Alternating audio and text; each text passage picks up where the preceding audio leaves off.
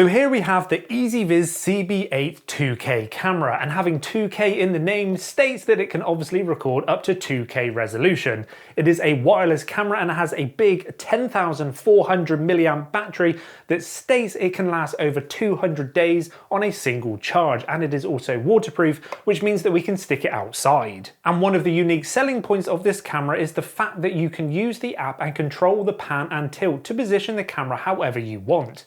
And it can even auto-track people when it detects movement. It is available on Amazon and it costs around £160. So I've actually been testing this EZVIZ CB8 camera for a little while now, and I've got a lot of things to say about it. And if you're considering picking one of these things up, you probably want to hear what I've got to say. So let's find out in today's video if this thing is actually any good.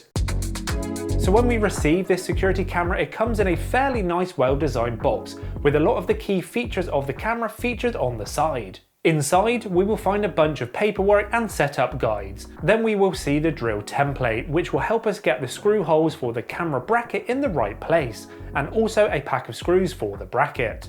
And then we find the camera itself, which we can see is mainly white, and it is very, very plasticky, with a small logo on each side of the camera. And I would love to know, what do you think of this quite unique design in the comment section down below.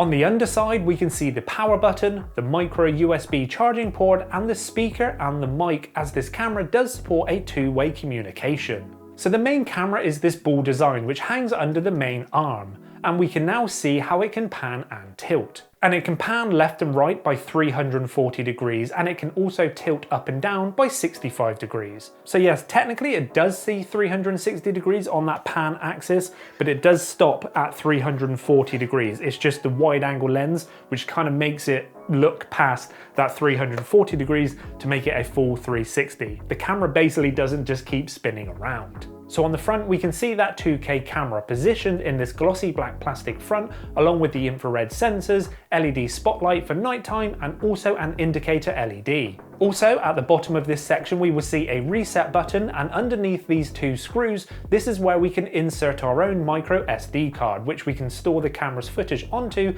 but this is not included, so you will have to supply your own. Now, the camera's overall size is actually fairly large, and it was bigger than I was expecting. It measures 11 centimeters wide, 15 centimeters tall, and 18 centimeters long. On the back of the camera, we'll find the plastic mounting bracket, which allows us to mount it in multiple ways. On the underside of a roof, or underside of an arch, or even to a wall, and it just attaches to the camera using this clip, which is both good and bad. Good, as you can easily take it down to charge the camera, but slightly bad as it could easily be taken down by someone else. But anyway, next up in the box we will find the short USB to micro USB charging cable, which I think is a strange choice these days, and a shame it isn't a USB-C charging cable. And charging it up is a fairly slow process, at around 6 to 8 hours for a full charge, but it does state that it can last over 200 days on a single charge. So that means you should only really have to think about charging it about twice a year. Now, I obviously haven't had the camera over 200 days to fully test out if it can last their stated 210 days on a single charge. The battery is really going to change depending on how often the camera is going to be triggered by motion, how often it's going to be recording that information, and how often you're going to pull your phone out and basically live stream from the camera back to your phone and control the pan and tilt from your phone back to the camera. All of those things are really going to dramatically change that battery life. So best case scenario, possibly 200 days, but I would say in the real world and real case scenarios, it's probably going to be quite a bit less than that. So yes, like I said, this is a Wi-Fi security camera, so no home hub box or any other devices are needed to make this actually work. You just need to connect it to your Wi-Fi and you're good to go, but it can only be connected to a 2.4G Wi-Fi network, not a 5G network. Also, being wireless means it cannot be hardwired back to some form of recorder for 24/7 recording. It doesn't have any LAN or Ethernet ports. And obviously it's battery powered as well, which means that it cannot do constant power. But there is an option to buy an extra solar panel for about £30 for this camera, and if you position that solar panel in the sun, it should give you enough juice to run this camera forever. And I feel like £30 for that solar panel is quite a good price, but if you're also going to include a micro SD card as well for this camera, then this camera is now creeping up to around about £200. So setting this camera up is fairly straightforward. All you have to do is download their app, which is called EZVIZ, and follow the instructions through the app to connect the camera to your Wi-Fi. Platform registration successful. Configuration complete. Welcome to EZVIZ. Now it does seem quite simple, but I did have a bit of trouble connecting it as mine just kept saying device offline. But after a bit of persistence and resetting the app, it finally did connect. But one thing to point out is that we actually use a Wi-Fi extender to get the signal further down our garden, which we wanted to use to get the camera in the actual position we wanted. But after endless attempts and trying to get it to connect to our 2.4G extender, it never actually connected, which was super frustrating. So in the end, I had to just connect it to the router and not to our actual extender, which meant that we couldn't actually position this camera where we wanted to. So please let that be a lesson to you. Make sure you connect the camera to your Wi-Fi before mounting the camera to the exterior of your house, as you need to make sure that you have good Wi-Fi signal. So if you successfully connect your camera to your Wi-Fi, you can then go into the app and choose the Wi-Fi signal strength section, which basically means that you can walk around with the camera to make sure that your camera will be covered by the Wi-Fi. You will also want to make sure that you are not putting it in an awkward position, as again you will need to get access to it to charge it up occasionally. Now once it's all set up and you're happy you've got enough Wi-Fi signal, we can now mount the camera using the drill template, which makes it super easy to get the screw holes in the correct position. We just need to make sure that the camera is actually level, as you'll notice that there isn't any pivot position on the camera itself, so if you install it unlevel, you can't re-level the camera afterwards. And as soon as you do connect the camera to the app, it is definitely trying to prompt you to use their free trial for cloud storage, which for some people might want to do,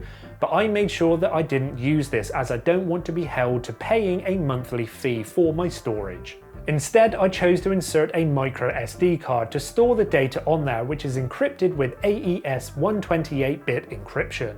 And it does ask you to set a password for that encryption, so even if someone takes that micro SD card, they cannot access your footage without that password. So in the app, we can now view all of the footage in date and time order and watch it all back, and if you want to, save it directly to your phone. But you will now notice that all of my files are broken up into small sections, and my longest clip is around about 27 seconds. Which is a shame, because a lot of the test clips, it would just stop recording whilst I'm still moving in front of the camera.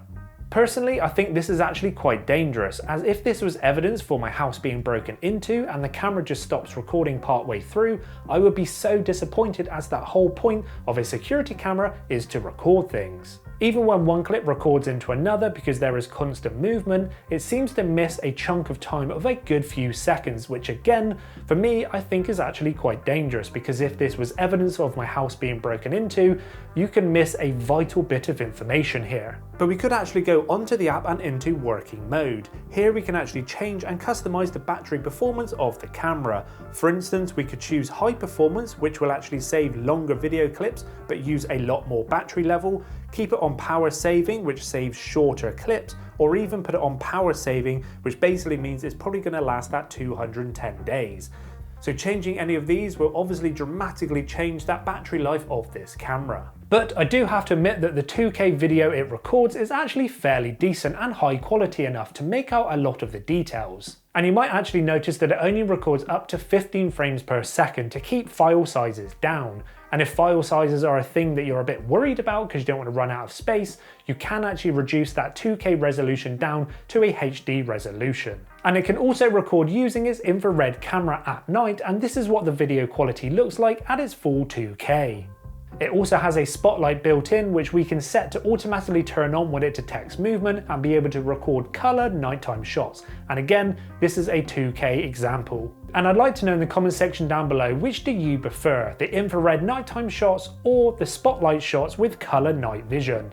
Now personally, I think one of the most important things when it comes to security cameras is how quick it can detect motion and how quick it can then send that information as a notification to my phone. Now this will depend on your internet speeds and signal strength, but the notification to my phone was fairly quick and it took a few seconds on average to notify me of any movement.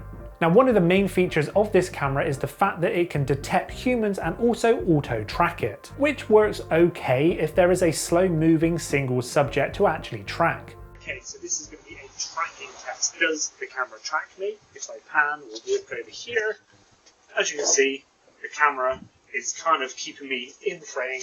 Slowly walk back over this way as well. Hello.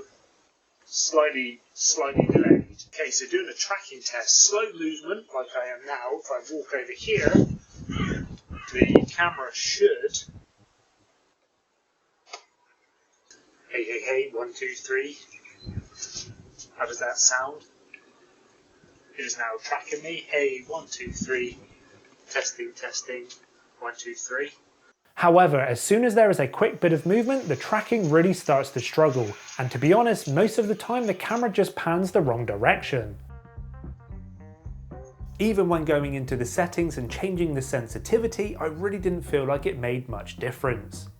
And again, for me, the whole point of a security camera is to make me feel safe and secure, and to basically record any movement or motions that might be happening outside of my house to stop any form of intruders. And if there is an intruder about, I can't imagine they're just going to be slowly walking up the garden so the camera can keep them in track. I assume most people who are going to be breaking into the house are going to do it fairly quickly and be running by the camera. And if this doesn't keep up with them, then you're just going to miss the shot. But I do actually really like the fact that this camera has two-way communication, so I can pull my phone out, talk into it, and it will broadcast through the speaker of this camera. This would be actually really useful if you've got it outside your house and you're expecting a delivery and a delivery driver turns up, you can actually have a conversation with them. Hey Mr. Delivery Driver, do you mind leaving the package on the doorstep please? And you might notice with my voice now that it's actually coming through quite loudly and quite smooth, with not really any delay. I feel like one of the most unique and standout features with this security camera is the fact that we can actually go into the app and control the pan and tilt of the camera completely wirelessly, which is really cool to be able to position the camera wherever we want. Now there is a slight delay when we're panning and tilting the camera around using the app, and this will dramatically change depending on how good our Wi-Fi signal strength is. So overall, I think the EZVIZ CB8 2K camera is just an okay security camera. I mean, the footage is fairly decent and you probably could crop in and actually identify people if you ever need to, but I don't feel like it can solely be relied on due to its overpromise of a 360-degree panoramic view security camera. Basically, I think it's great that you could potentially mount this to an area and manually go into the app and be able to pan and tilt the camera to see a full 360-degree view. But personally, I wouldn't solely rely on it to capture and track any potential intruders into your property by itself. Yes, technically the camera can see 360 degrees when it pans around, but not all at once. The camera's lens is about 80 degrees, so I just feel the risk is that the camera can only see a small section at a time, so if it is panned into a certain section, then all the other areas it can no longer see. So if there is any movement that the camera cannot see, then it's just going to be missed. And like I said, the tracking cannot be relied on, so the likelihood of the camera seeing movement and then constantly keeping it in frame without losing it is fairly low. Also, I know that this is a personal preference, but I do feel like the design is very large, white, and rather unsightly.